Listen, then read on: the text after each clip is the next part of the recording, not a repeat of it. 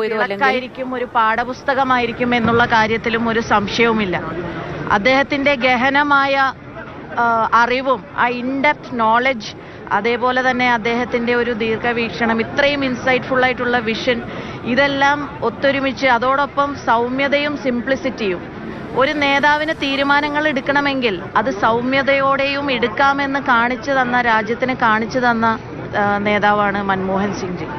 എന്നെ സംബന്ധിച്ചിടത്തോളം ഞാൻ MP ആയി വന്നു കഴിഞ്ഞപ്പോൾ ഏറ്റവും അഭിമാനമുള്ളൊരു കാര്യം, അദ്ദേഹത്തിന് വീൽ ചെയറിൽ വരാനുള്ള സൗകര്യപ്രദമാക്കുന്നതിന് വേണ്ടി അദ്ദേഹത്തിൻ്റെ നമ്പർ 247 എൻ്റെ നമ്പർ 248 രാജ്യസഭയിലെ സീറ്റിംഗ്.